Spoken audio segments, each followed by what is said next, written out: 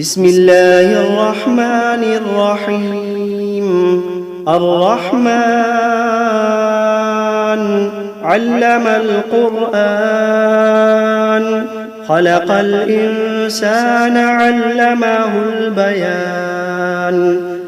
الشمس والقمر بحسبان، والنجم والشجر يسجدان. والسماء رفعها ووضع الميزان، ألا تطغوا في الميزان. وأقيموا الوزن بالقسط ولا تخسروا الميزان. والأرض وضعها للأنام، فيها فاكهة والنخل ذات الأكمام. والحب ذو العصف والريحان، فبأي آلاء ربكما تكذبان.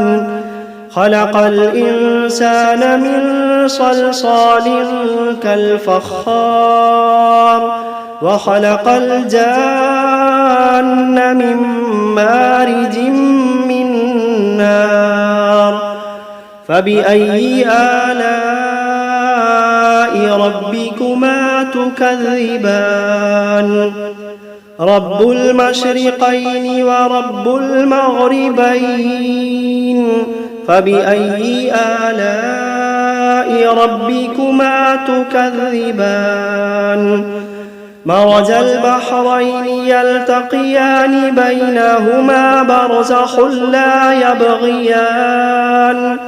فبأي آلاء ربكما تكذبان. يخرج منهما اللؤلؤ والمرجان، فبأي آلاء ربكما تكذبان. وله الجوار المنشآت في البحر كالأعلام، فبأي آلاء ربكما تكذبان. كل من عليها فان، ويبقى وجه ربك ذو الجلال والإكرام. فبأي آلاء ربكما تكذبان. يسأله من في السماوات والأرض كل يوم هو في شأن.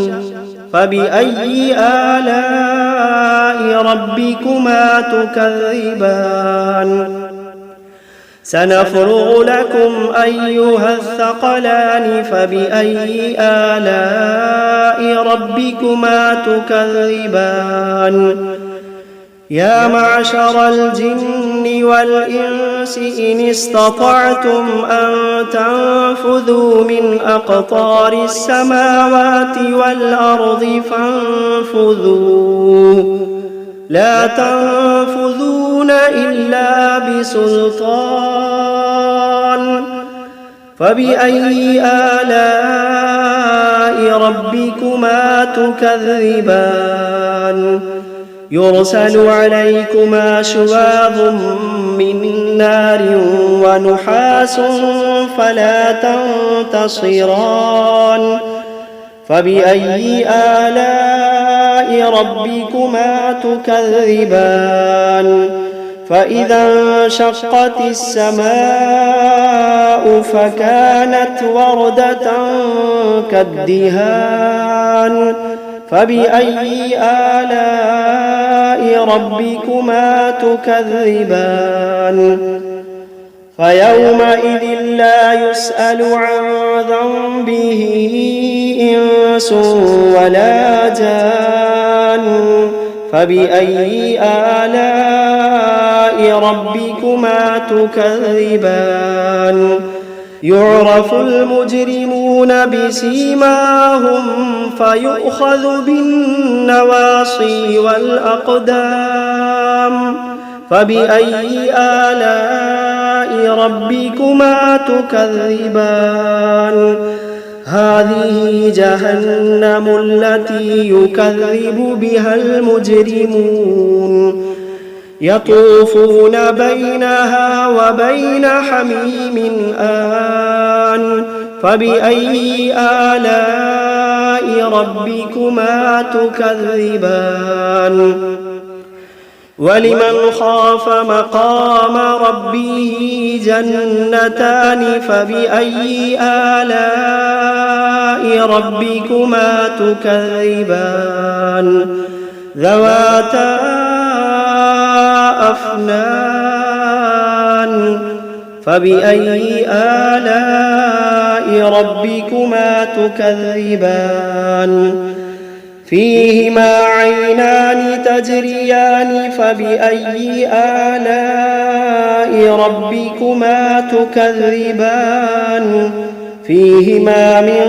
كل فاكهة زوجان فبأي آلاء ربكما تكذبان متكئين على فرش بطائنها من استبرق وجنى الجنتين دان فبأي آلاء ربكما تكذبان فيهن قاصرات الطرف لم يطمثهن إنس قبلهم ولا جان فبأي آلاء ربكما تكذبان كأنهن الياقوت والمرجان فبأي آلاء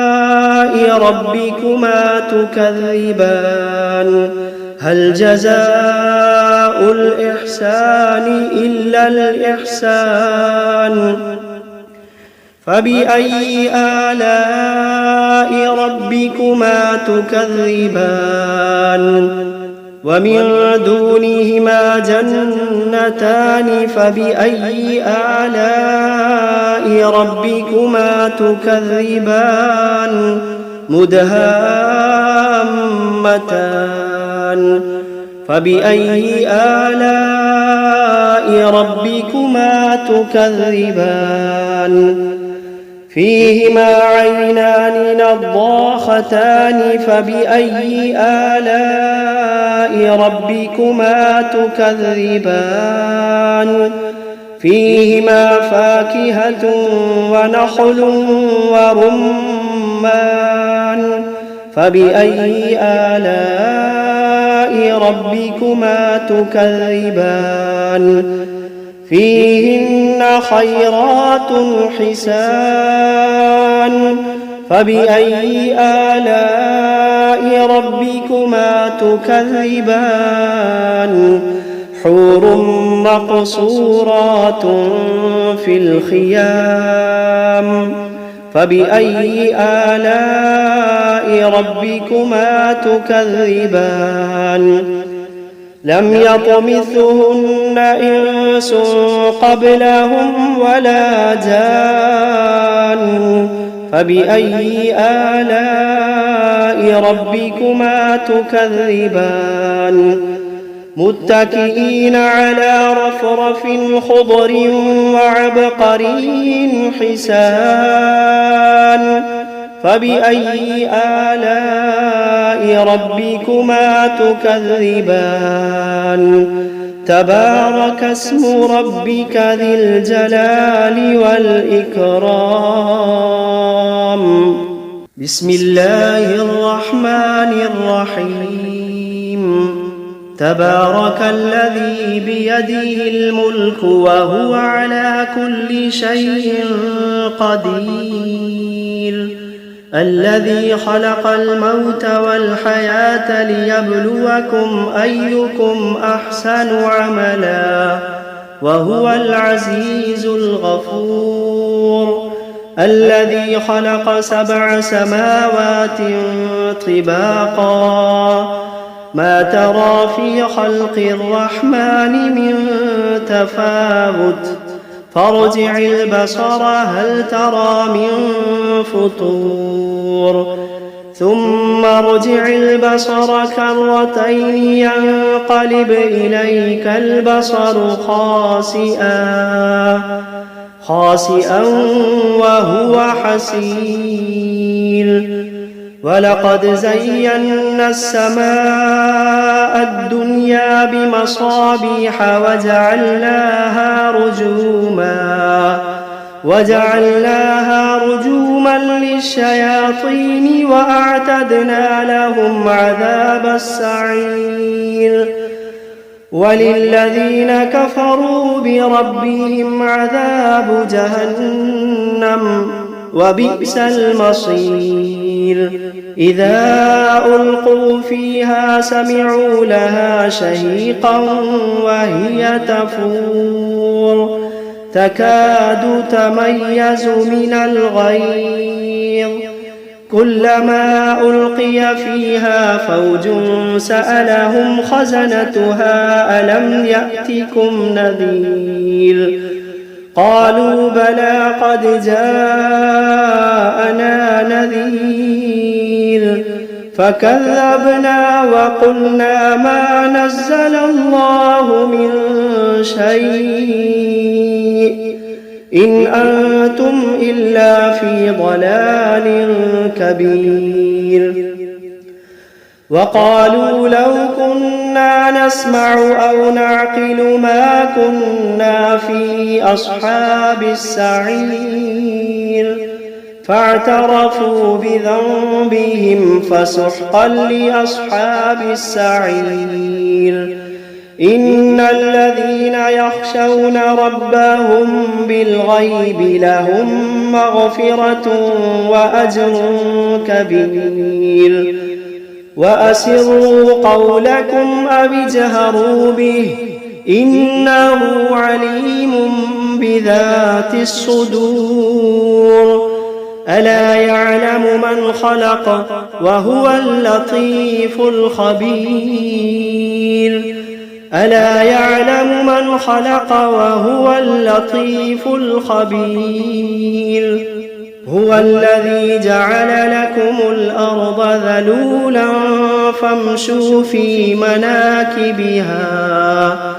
فامشوا في مناكبها وكلوا من رزقه وإليه النشور أأمنتم من في السماء أن يخسف بكم الأرض فإذا هي تمور أم أمنتم من في السماء أن يرسل عليكم حاصبا فستعلمون كيف نذير ولقد كذب الذين من قبلهم فكيف كان نكير أولم يروا إلى الطير فوقهم صافات ويقبضن ما يمسكوهن إلا الرحمن إنه بكل شيء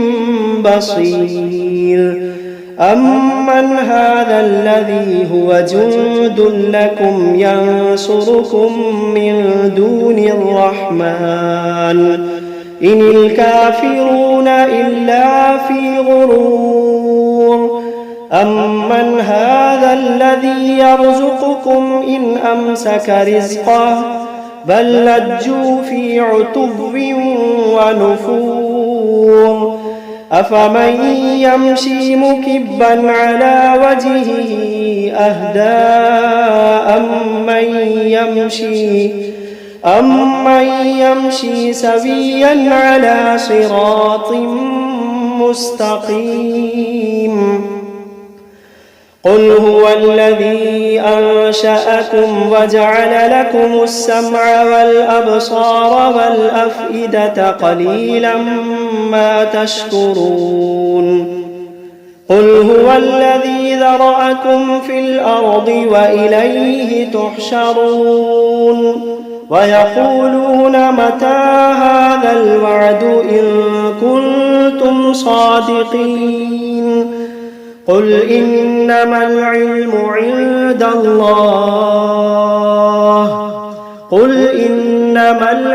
عند الله وإنما أنا نذير مبين فلما رأوه زلفة سيئت وجوه الذين كفروا وقيل هذا الذي كنتم به تدعون قل أرأيتم إن أهلكني الله ومن معي أو رحمنا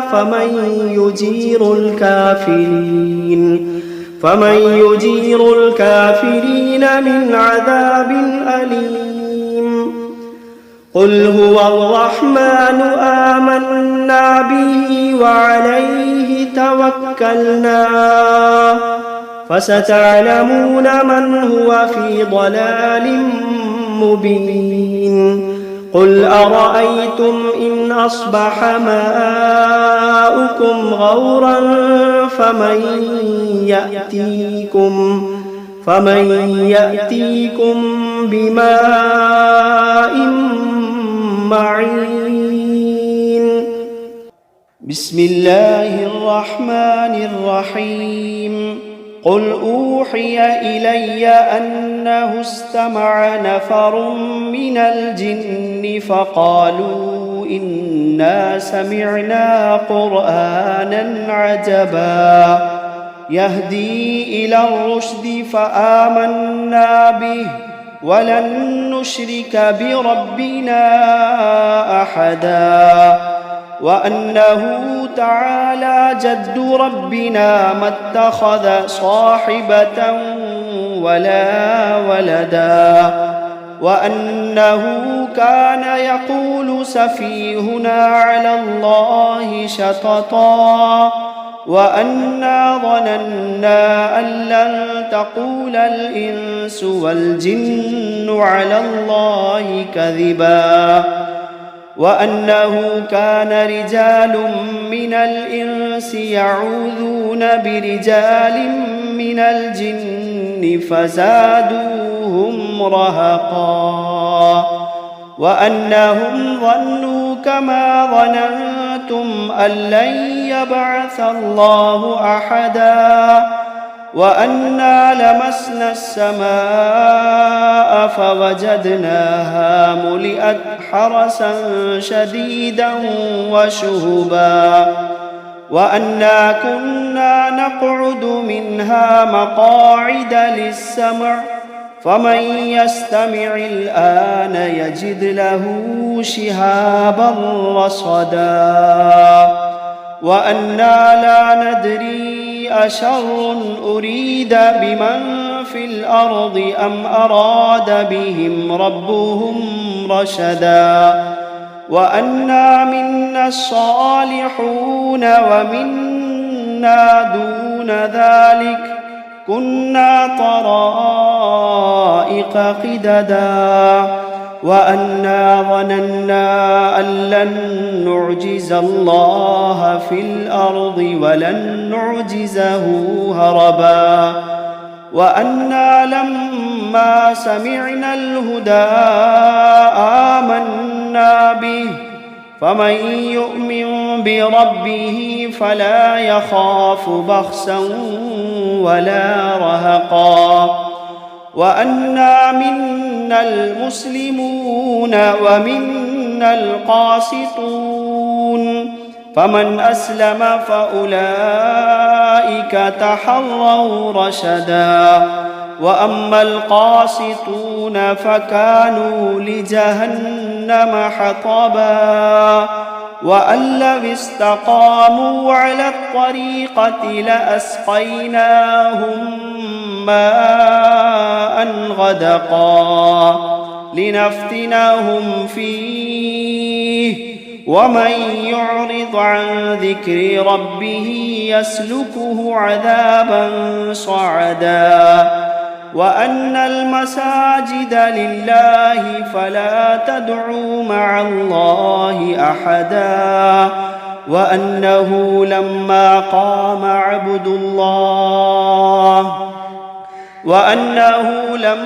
قام عبد الله يدعوه كادوا يكونون عليه لبدا. قل إنما أدعو ربي ولا أشرك به أحدا. قل إني لا أملك لكم ضرا ولا رشدا. قل إني لا أملك لكم ضرا ولا رشدا. قل إني لن يجيرني من الله أحد. قل إني لن يجيرني من الله أحد ولن أجد من دونه ملتحدا إلا بلاغا من الله ورسالاته ومن يعص الله ورسوله فإن له